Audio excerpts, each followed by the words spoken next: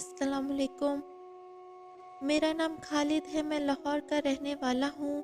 میرا تعلق ایک اچھے گھرانے سے ہے۔ میرے ماں باپ وفات پا چکے ہیں اور میرے علاوہ میرا کوئی بہن بھائی نہیں ہے۔ میری شادی کو 1 سال گزر چکا ہے۔ آج ہماری شادی کی سالگرہ کا دن تھا۔ میں اپنی بیوی کے لیے تحفہ لے کر گھر جا رہا تھا۔ آج مجھے اپنی شادی کے وہ دن یاد آ رہے تھے جب مجھے عالیہ پر اور عالیہ کو مجھ پر یقین کم ہی تھا، لیکن پھر بھی ہم نے ایک دوسرے کا ہاتھ تھامے رکھا تھا۔ میں تو پہلی نظر میں ہی اس پر اپنا دل ہار بیٹھا۔ بس یہی باتیں سوچتا ہوا میں گھر پہنچا۔ دروازے پر دستک دی تو عالیہ نے دروازہ کھولا، لیکن یہ کیا، میں تو اپنی بیوی کو دیکھ کر حیران رہ گیا تھا۔ آج کے دن کی مناسبت سے اس نے اچھے کپڑے نہیں پہن رکھے تھے، بلکہ پھٹے پرانے کپڑے پہن رکھے تھے جن سے کہیں بھی وہ میری بیوی نہیں لگتی تھی۔ اس کی یہ حالت دیکھ کر مجھے حیرت بھی ہوئی اور افسوس بھی۔ عالیہ، یہ تم نے اپنی کیا حالت بنا رکھی ہے؟ تم تو اس قدر بنی سنوری رہتی ہو، پھر آج تو ہماری شادی کی سالگرہ کا دن ہے۔ میں کیک بھی لایا ہوں، بس تم جلدی سے تیار ہو جاؤ۔ میں یہ کہتا ہوا اندر کمرے کی طرف بڑھ گیا، لیکن میری نظر ہماری کام والی پر پڑی تو میں حیرت سے اسے دیکھنے لگا۔ میں نے شادی کی سالگرہ کے لیے جو سوٹ اپنی بیوی کو سلوا کر دیا تھا، وہ سوٹ تو ہماری نوکرانی نے پہنا ہوا تھا، جبکہ میری بیوی نے پرانا سوٹ پہن رکھا تھا، جس سے اندازہ ہوتا تھا کہ مالکن کوئی اور ہے اور کام والی کوئی اور ہے۔ ہماری کام والی لڑکی تقریباً میری بیوی کی ہم عمر تھی اور خوبصورتی میں بھی کچھ کم نہ تھی۔ میری بیوی کے کپڑے پہن کر وہ مالکن اور میری بیوی اس کی کام والی لگ رہی تھی۔ مجھے اس بات پر بہت غصہ بھی آیا تھا، لیکن میں خاموش رہا۔ میں کیک لے کر اندر آ گیا۔ میرا خیال تھا کہ عالیہ تیار ہو کر کیک کاٹنے اندر آئے گی، لیکن کافی دیر گزر گئی۔ عالیہ اپنے کسی کام میں مصروف رہی۔ مجھے جا کر اسے باقاعدہ بلانا پڑا۔ جب وہ میرے پاس آ کر کیک کاٹنے لگی تو اس کے چہرے پر خوشی کی بجائے غم کے تاثرات تھے۔ میں حیران ہو رہا تھا اس کی بات کی مجھے سمجھ نہیں آئی۔ آج تو خوشی کا دن تھا، عالیہ کو خوش ہونا چاہیے تھا، لیکن اس کی آنکھوں میں نمی تھی اور چہرے پر خوف تھا۔ عالیہ، مجھے کچھ تو بتاؤ، کیا ہوا ہے؟ تم نے اپنے کپڑے اس کام والی کو کیوں دے رکھے ہیں، جبکہ اسے یہاں آئے ہوئے ابھی 1 ماہ بھی نہیں گزرا؟ میرا غصہ کرنے پر میری بیوی نے مشکوک نظروں سے مجھے دیکھا تو میرے ذہن میں وہ منظر گھوم گیا جب میں پہلی بار عالیہ سے ملا تھا۔ یہ تقریباً رات کے 11 بجے کا وقت ہوگا۔ جب میں چائے پینے کے بعد ہوٹل سے باہر نکلا تو تھوڑی دور گاڑی ڈرائیو کرنے کے بعد مجھے موڑ پر ایک بے سہارا لڑکی کھڑی ہوئی نظر آئی تھی۔ اس نے چمکیلے سے کپڑے پہن رکھے تھے۔ ایسا محسوس ہوتا تھا جیسے رات کے اس پہر وہ اپنے کسی گاہک کی تلاش میں کھڑی ہے۔ میں عموماً ایسی لڑکیوں کے اشارے سمجھتا تھا، کیونکہ میں اپنا کافی عرصہ ان گلیوں میں گزار چکا تھا۔ سامنے کھڑی لڑکی کے چہرے کے تاثرات بتا رہے تھے وہ کسی شریف گھرانے کی نہیں ہے، پھر اس کے کپڑے اور اس کا حلیہ بھی باقی ردود سنا رہا تھا۔ میں نے اسے سر سے پاؤں تک غور سے دیکھا۔ عموماً ایسا کرنے سے پہلے ہی لڑکی گاڑی میں آ کر بیٹھ جاتی ہے اور مجھے اپنے ساتھ چلنے کا کہتی ہے۔ میں گاڑی آگے بڑھا دیتا اور یوں ایک رات گناہ کی نظر ہو جاتی، لیکن آج اس لڑکی کو دیکھتے مجھے ایک عجیب سا خیال ذہن میں آیا تھا۔ اس لڑکی کی آنکھوں میں دکھ کے کئی سمندر تھے۔ میں نے اسے گاڑی میں بیٹھنے کو کہا، وہ فرنٹ سیٹ پر میرے ساتھ بیٹھی۔ اس نے چادر سرسری سے انداز میں لے رکھی تھی، جیسے اپنا وجود دکھانا بھی چاہتی ہو اور پردہ بھی کرنا چاہتی ہو۔ عورت کی فطرت میں حیا ہے، وہ فطرتاً بے حیا نہیں ہوتی۔ مجھے اس کا یہ انداز بہت اچھا لگا تھا۔ میں نے اسے چادر ڈھانپنے کو دی اور کہا کہ میں نے کسی غلط نیت سے تمہیں گاڑی میں نہیں بٹھایا۔ اگر تم مجھے اپنی ساری بات کھل کر بتاؤ تو میں تمہاری مدد کروں گا۔ وہ مجھے پھٹی پھٹی آنکھوں سے دیکھنے لگی تھی۔ کیا مطلب، تم مجھے یہاں کس لیے بٹھا کر لائے ہو؟ اتنا تو میں جانتی ہوں کہ تم سب کا مقصد ایک ہی ہوتا ہے، اپنا کام کرو اور مجھے واپس یہیں لا کر چھوڑ دینا۔ میں جانتی ہوں کہ کام کے بغیر ہم جیسوں کو روپے نہیں ملتے۔ افسوس کہ تم نے مجھے بھی باقیوں جیسا سمجھا۔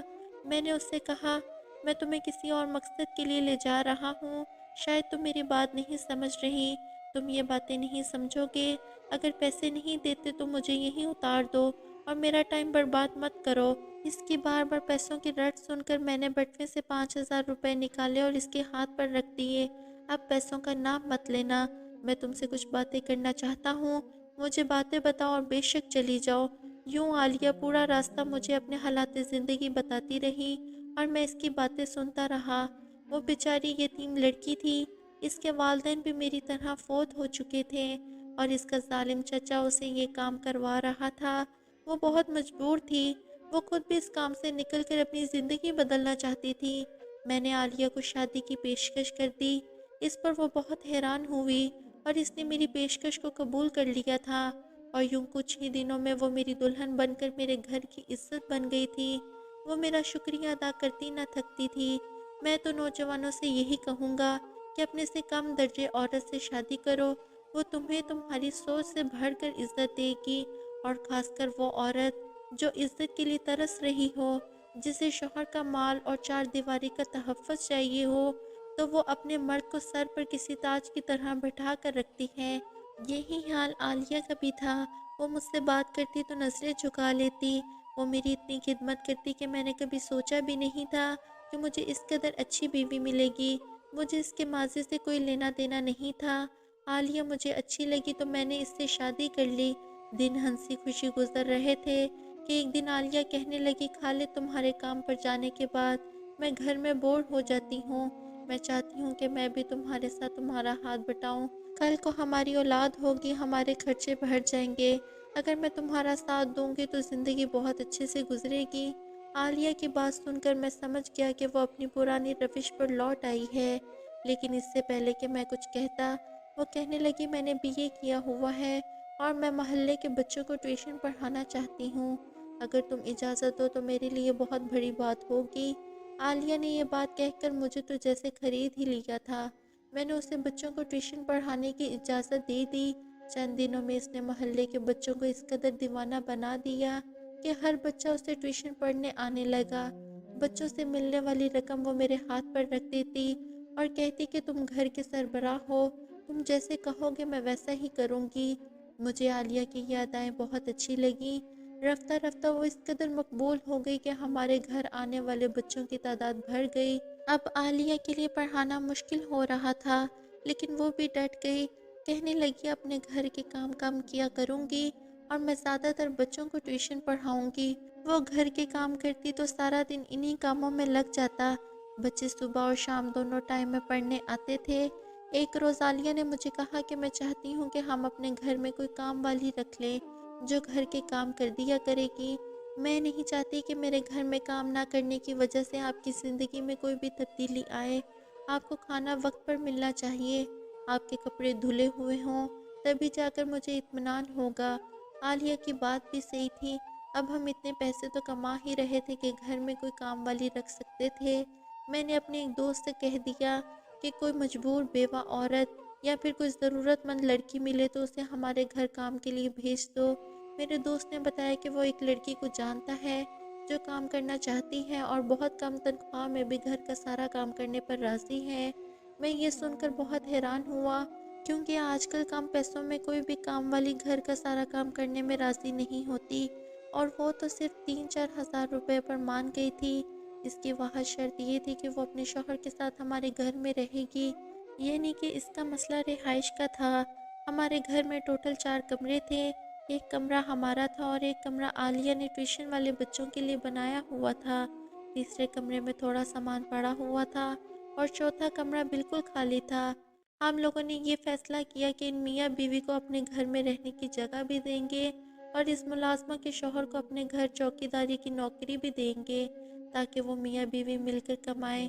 میں نے اپنے دوست کے ذریعے ان دونوں میاں بیوی کو گھر بلا لیا، دونوں کی تنخواہ طے کی اور کہا کہ اس کمرے کو تم دونوں میاں بیوی کوارٹر کے طور پر استعمال کر سکتے ہو۔ وہ دونوں میاں بیوی بہت خوش ہوئے اور وہ اس سب کو ہمارا احسان سمجھ رہے تھے۔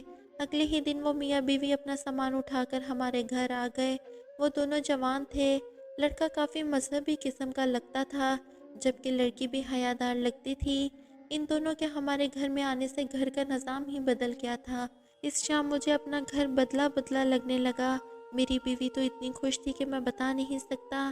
اس نے گھر کا تقریباً سارا کام اس لڑکی کو سمجھا دیا تھا اور خود کام سے آزاد ہو گئی، جبکہ اس لڑکی کا میاں گھر کے مین گیٹ پر بیٹھا رہتا اور میرے ساتھ میرے کاموں میں ہاتھ بٹانے لگا۔ ہم خاندان کی طرح رہنے لگے، لیکن ابھی ایک ہی ہفتہ گزرا تھا کہ مجھے اپنے گھر میں تبدیلی سی محسوس ہونے لگی۔ مجھے لگتا ہے جیسے عالیہ مجھ سے زیادہ اپنی کام کرنے والی پر یقین کرنے لگی ہے۔ ہماری کام والی کا نام ماریا تھا۔ اب ماریا جب بھی اس کے پاس ہوتی تو عالیہ کا رویہ مجھ سے بدل سا جاتا۔ زیادہ تر تو اس نے عالیہ کے ہی کپڑے پہن رکھے ہوتے تھے، جبکہ میری بیوی پرانے کپڑے پہننے لگی۔ مطلب اس نے اپنے سارے نئے سوٹ اس کام والی کو دے دیے تھے۔ مجھے یہ دیکھ کر بہت عجیب لگتا۔ میں نہیں چاہتا تھا کہ میری بیوی اس طرح کی زندگی گزارے۔ وہ اتنی اچھی رقم کما رہی تھی، پھر میں بھی گھر کا خرچ چلا رہا تھا، ایسے میں اس کا پرانے کپڑے پہننے کا جواز نہیں بنتا تھا۔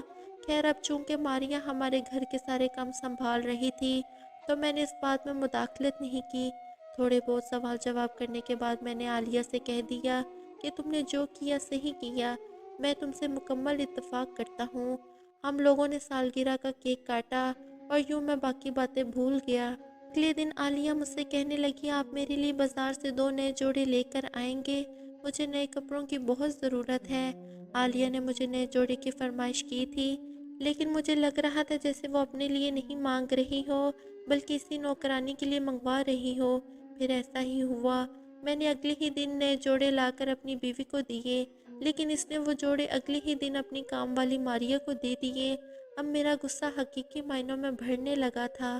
عالیہ گھر کا کام تو نہیں کرتی تھی، میں یہ بات مانتا تھا، لیکن اس کا یہ مطلب تو نہ تھا کہ وہ اپنی ہر چیز ماریا کو دے دے، وہ بھی ایک معمولی کام کرنے والی کو جس نے کچھ عرصے بعد یہاں سے چلے جانا تھا۔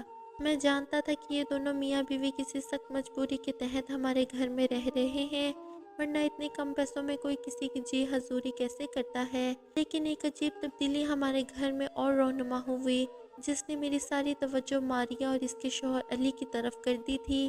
ایک روز صبح کے وقت میں اپنی بیوی کے لیے فروٹ لے کر آیا۔ آج میں نے آفس دیر سے جانا تھا۔ جب میں جانے لگا تو میں نے عالیہ سے کہا کہ آفس میں ٹیم آئی ہوئی ہے، ہو سکتا ہے کہ رات کو گھر نہ آؤں، تم آرام سے سو جانا، اگر میں جلدی فری ہو گیا تو آ جاؤں گا ورنہ کل ہی آؤں گا۔ اتفاق سے اس دن میں رات کو 9 بجے فری ہو گیا اور میں گھر آ گیا، مگر کمرے میں داخل ہوتے ہی اندر کا منظر دیکھ کر میں حیران رہ گیا۔ جو فروٹ میں اپنی بیوی کے لیے لایا تھا، ہمارا چوکیدار ہمارے کمرے میں بیٹھ کر بڑے مزے سے وہ فروٹ کھا رہا تھا اور ہماری ملازمہ ہمارے بیڈ پر لیٹی ہوئی تھی، جبکہ میری بیوی ان دونوں کے لیے جوس بنا رہی تھی۔ میری بیوی کا انداز ایسا تھا جیسے وہ ان دونوں کی بہت عزت کرتی ہو۔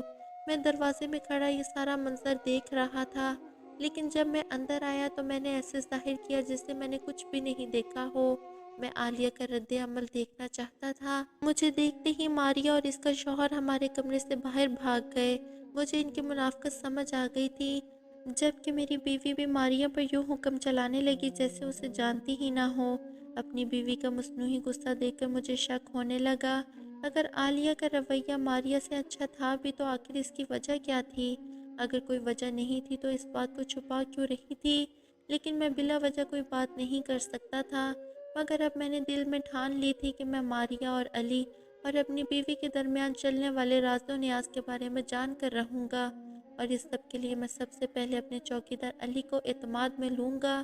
میں نے کام کے دوران علی سے بات چیت کرنا شروع کر دی، لیکن علی تو جیسے بند کتاب تھی، میں اس سے جو بھی بات کرتا وہ بس اسی کا جواب دیتا، اس کے علاوہ مجھ سے وہ کوئی فالتو بات نہیں کرتا تھا۔ وہ صرف 5 وقت کی نماز پڑھتا اور میرے سامنے بہت ہی نیک بننے کی کوشش کرتا تھا۔ مجھے لگ رہا تھا کہ یہ چوکیدار حد سے زیادہ نیک بن کر مجھے اعتماد میں لینا چاہتا ہے، مگر اب مجھے ان تینوں پر شک تھا۔ مجھے کچھ سمجھ نہیں آ رہا تھا۔ میں اب باتوں ہی باتوں میں علی سے پوچھنے کی کوشش کرتا، لیکن وہ کوئی بات نہ کرتا۔ مجھے ان دونوں میاں بیوی اور عالیہ کی حرکتیں کچھ عجیب لگ رہی تھی۔ میرے ذہن میں بہت سی الٹی سیدھی باتیں چل رہی تھیں۔ میں اپنی بیوی اور اس چوکیدار کو رنگے ہاتھوں پکڑنا چاہتا تھا۔ ایک رات میں سو رہا تھا، عالیہ کمرے میں موجود نہیں ہے۔ میرا شک اس وقت مزید بڑھ گیا۔ میں اپنے بستر سے اٹھا اور عالیہ کو ڈھونڈنے لگا۔ وہ کمرے میں کہیں موجود نہیں تھی۔ مجبوراً مجھے باہر آنا پڑا۔ دوسرا کمرہ بھی خالی تھا جہاں ٹیوشن والے بچے پڑھا کرتے تھے، جبکہ واش روم کی لائٹ آن تھی، مگر اندر کوئی نہیں تھا۔ میرا شک ایک ہی کمرے کی طرف جا رہا تھا۔ اب میرے پاؤں لرزنے لگے تھے۔ میں سوچ نہیں سکتا تھا کہ عالیہ مجھ سے اتنی بڑی غداری کرے گی۔